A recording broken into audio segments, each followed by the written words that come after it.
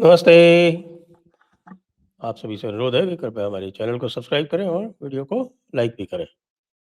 आज दिल्ली पुलिस ने एक एफिडेविट फाइल कर दिया सुप्रीम कोर्ट में, जिसमें ये बताया गया कि उमर खालिद और शर्जील इमाम, इनको बेल क्यों नहीं दी जानी चाहिए, क्योंकि केस उनके विरुद्ध है यूएपीए में। यूएपीए में नॉर्मली बेल नहीं होती है। ये जो प्रिजाइडिंग जो जस्टिस है, यानी जस्टिस अरविंद कुमार, वो स्वयं भी कह चुके हैं। लेकिन पहली बार, ये देखिए महत्वपूर्ण क्या है, महत्वपूर्ण ये है कि पहली बार किसी भी ऑफिशियल डॉक्यूमेंट में रेजीम चेंज शब्द का प्रयोग हुआ है। हम सब जगह बात करते रहते हैं, लोग भाषण भी देते रहते हैं, नेतागण जो हैं वो भी जो है इसके बारे में बातचीत करते रहते हैं, कहते रहते हैं, कुछ भी बोलते रहते हैं, इंटरव्यू देते रहते हैं और सब कुछ करते हैं। लेकिन ऑफिशियल डॉक्यूमेंट्स में रिजीम चेंज शब्द ये पहली बार आया है। अब एक लीगल प्रश्न खड़ा होगा कि भाई ये रिजीम चेंज जो है, ये रिजीम चेंज किस प्रकार से अपराध हो गया। जी हाँ, रिजीम चेंज, वैसे तो आपके पास रिजीम चेंज करने के लिए लोकतांत्रिक तरीके बहुत सारे हैं, लेकिन यहाँ जो रिजीम चेंज ट्राई किया गया था वो हिंसा के माध्यम से ट्राई किया गया था। और उसके पूरे के पूरे जो पीछे के लिंक हैं वो सब स्पष्ट कर दिए गए। ये वही लिंक है जो हम आपसे बात करते रहते हैं। तो हम आपको पंचमक्कारों का, सोरोस के लिंक बताते रहते हैं। आपके हिंदूज फॉर ह्यूमन राइट्स जैसे ऑर्गेनाइजेशन जो चलते हैं, सुनीता विश्वनाथ क्या हैं, हमारे सीताराम गंगाराम जी बढ़ई क्या है, जी हाँ, वही सैम पिट्रोडा, सत्यनारायण गंगाराम जी बढ़ई, वो क्या है, उनके कहाँ-कहाँ से क्या लिंक है, कहाँ से पैसे आ रहे हैं, फोर्ड फाउंडेशन क्या दे रहा है, बिल गेट्स फाउंडेशन क्या दे रहा है, यहाँ पर आईएफएसएमपी क्या कर रही है, और किस प्रकार से पूरा का पूरा जो सीएए आंदोलन मैन्युफैक्चर किया गया, मैन्युफैक्चर करके शाहीन बाग चलाया गया, शाहीन बाग चला के उसको जो है पूरा एक ये रूप दिया गया कि ये सीएए जो है ये मुस्लिम विरोधी है। और इसका पूरा नैरेटिव आपने देखा कहाँ-कहाँ से चला दिया गया। मियाँ खलीफा भी आ गई उसके अंदर। आप जानते हैं कि मियाँ खलीफा का एंडोर्समेंट जो है वो मिलियंस ऑफ डॉलर्स लगते हैं उसके अंदर। लेकिन उनका भी एंडोर्समेंट ले लिया गया, जैसे कि मियाँ खलीफा के एंडोर्समेंट से यहाँ पता नहीं क्या हो जाएगा। और बाद में आप ये देखिए कि डीप स्टेट ने ट्रंप के विजिट के टाइम पे, जब ट्रंप दिल्ली में होने थे, उस टाइम पर दंगा भी करवा दिया। अकेले दिल्ली में ही नहीं करवाया गया, ये दंगा महाराष्ट्र में भी करवाया गया, कुछ और स्थानों में भी करवाया गया। उत्तर प्रदेश में तो छोटा-मोटा प्रयास सोच भी पाते, उससे पहले ही योगी जी ने पूरा कार्यक्रम उनका करके और उनको समाप्त कर दिया। उनको बैठने ही नहीं दिया कहीं पे भी। तो इसीलिए इसको रिजीम चेंज कहा गया है। अब रिजीम चेंज भारत में ये करना क्यों चाहते थे भई? 2019 में ही तो चुनाव हुए थे। तो 2020 में ऐसी क्या आतुरता आ गई थी कि 2020 में उनको रिजीम चेंज करने की आवश्यकता पड़ गई? आप याद कीजिए सोरोस ने क्या कहा था? सोरोस ने कहा था कि Modi must go and I have set apart $1 billion to make Modi go, Modi must go. और ये उसने, जहाँ तक मुझे याद पड़ता है, वो 2019 में डावोस में ये कहा था। 2019 में ही चुनाव थे। और उसने जो $1 बिलियन सेट अपार्ट किए थे, वो इसलिए किए थे कि 2019 के चुनाव में मोदी को हराया जा सके। 2019 के चुनाव में मामला उल्टा पड़ गया।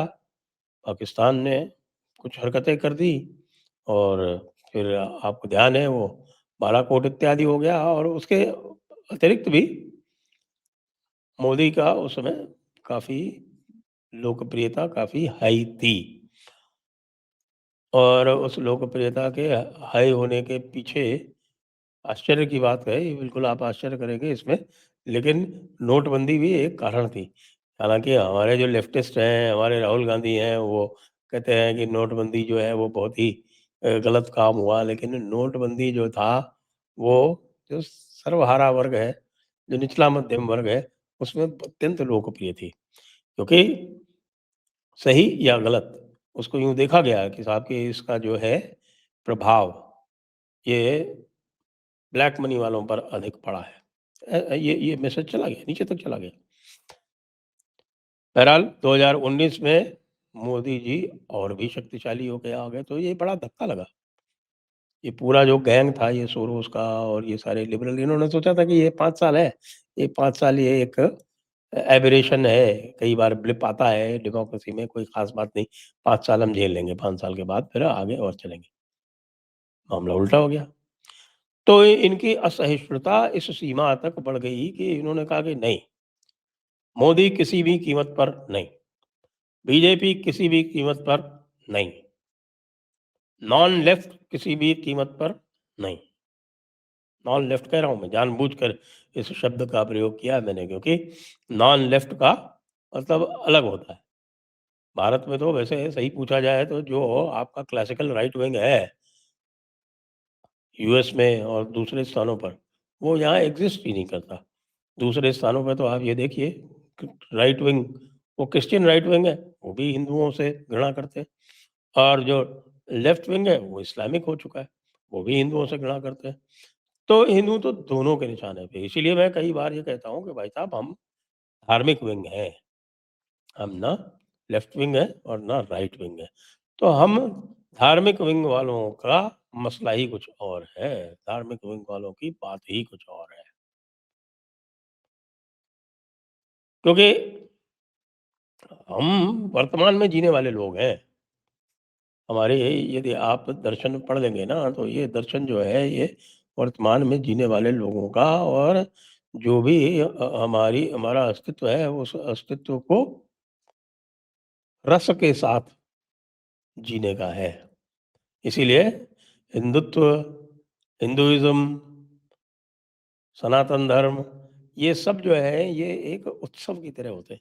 ये उत्सव है, और इस उत्सव को आप उत्सव की तरह ही मनाइए। सुख दुःखे समे कृत्वा लाभालाभौ जयाजयौ ततो युद्धाय युज्यस्व नैनम पापमवाप्स्यसि।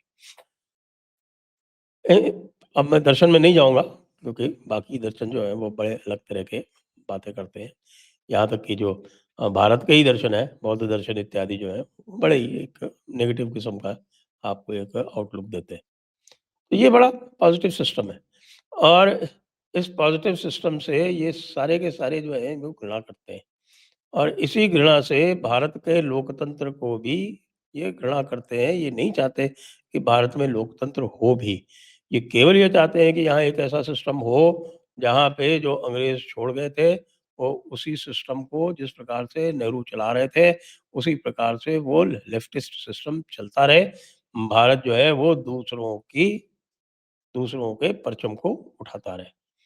वो उल्टा पड़ गया, तो इसलिए रिजीम चेंज करना आवश्यक हो गया, और तुरंत करना आवश्यक हो गया कि भाई 5 साल इसने कर लिया, इसने बहुत सारे रिफॉर्म्स इनिशिएट कर दिए, इसने भारत की आर्थिक स्थिति सुदृढ़ कर दी, अब और यदि चल गया 5 साल तो इसको कंसोलिडेट कर लेगा।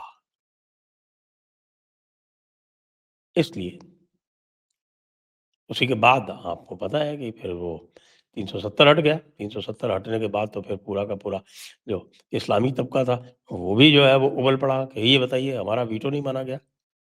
इस देश में हमारा वीटो था, हमने पाकिस्तान बनाया as a separate account, Bangladesh बनाया एज़ अ सेपरेट अकाउंट, लेकिन हम यहाँ रहे भारत में जॉइंट अकाउंट की तरह, और उस जॉइंट अकाउंट को ये मोदी जो है, ये इसमें हस्तक्षेप करने आ गया। ये मेजॉरिटी की बात करने लगा, तो मेजॉरिटेरियनिज़्म हो गया। तो ये सब कारण इसके पीछे थे, और इसमें ये पूरा अ, गिरोह लगा था, पकड़ा गया, 5-5, 6-6 साल हो गए इनको अंदर बंद हुए, और अब मामला सुप्रीम कोर्ट में पहुँचा है, तो सुप्रीम कोर्ट में रिजीम चेंज शब्द का एक उपयोग किया गया है। ये एक सैद्धांतिक विजय है धार्मिक पक्ष की। जो हम धार्मिक विंग वाले लोग हैं, उनके लिए एक सैद्धांतिक विजय है। इसको बहुत हमें समझना चाहिए। आज इसकी सुनवाई होगी, अब उसकी सुनवाई में ये बात सुनी जाए या ना सुनी जाए, ये समझ लीजिए कि अब जो ये रिजीम चेंज का डिस्कोर्स है, ये जो रिजीम चेंज की बात है, ये जो रिजीम चेंज का नैरेटिव आ गया है सरकारी कागज़ों में, ये अब बदल नहीं सकता। हमारा सुप्रीम कोर्ट यदि ये कह देगा कि नहीं साहब रिजीम चेंज कोई चीज़ नहीं होती है, तो उसके बाद देखिएगा उसका क्या होता है। देखिएगा लोग कैसे रिएक्ट करते हैं, लोग क्या बताते हैं, और मैं आपसे भी अनुरोध करूँगा कि आप लोग भी इसके बारे में अपने जो मंतव्य है उसको व्यक्त करें। क्योंकि जब तक मंतव्य व्यक्त नहीं करेंगे तब तक ये बात ऊपर पहुँचेगी नहीं। बहुत ही खुलासा करके ये बता दिया गया है। और इसी के आधार पर जो नया जो ये भारतीय न्याय संहिता कानून बना है, उसी में देशद्रोह की धारा भी ले आई गई है। मेरे ख़्याल से 154 है, धारा 154 है शायद। तो देशद्रोह भी आ गया है, लेकिन ये चूँकि पुराना कानून है, तो इसमें जो पुराना वो सेडिशन वाला जो है, राजद्रोह वाला, वो लगेगा। लेकिन राजद्रोह से भी बड़ा यूएपीए लगा हुआ है। यूएपीए में बेल इतनी आसानी से कैसे दोगे? दंगे तो सबने देखे हैं। दंगों में जो बड़ी-बड़ी गुलेलें लगाई गई थी वो सबने देखे हैं। दंगों में जो इंटेलिजेंस के ऑफिसर को मारा गया था अंकित शर्मा को, वो सबको पता है। 53 लोग मरे थे, ये वेल डॉक्यूमेंटेड है। ये अलग बात है कि 53 में से 39 जो दंगाई थे, जो दंगा करने गए थे, वो चले गए। इसको ये लोग अपनी डिफेंस में यूज़ करते हैं। लेकिन भारत में भी वही जेन ज़ी की बात करते ही है, जो जेन ज़ी की बात इन्होंने बात की है यहाँ नेपाल में, ये जेन ज़ी वाला मॉडल तो इन लोगों ने 2020 में ही 2019 में ही अपना लिया था भारत में। थोड़ी कमज़ोरी सरकार की भी रह गई उस समय, सरकार को संभवतः इतना अनुमान नहीं था। लेकिन हम इस जेन ज़ी वाले झंझावात को हरा चुके हैं। इसलिए हमें इसका गौरव होना चाहिए। और इसके चलते इस रेजीम चेंज की जो बात सरकार ने अब लिख दी है, कानून में ले आए हैं ये, पुलिस के रिकॉर्ड पर ले आए हैं ये, इसको अब मिटने नहीं देना है। ये ध्यान रहे। जय हिंद, जय भारत, वंदे मातरम।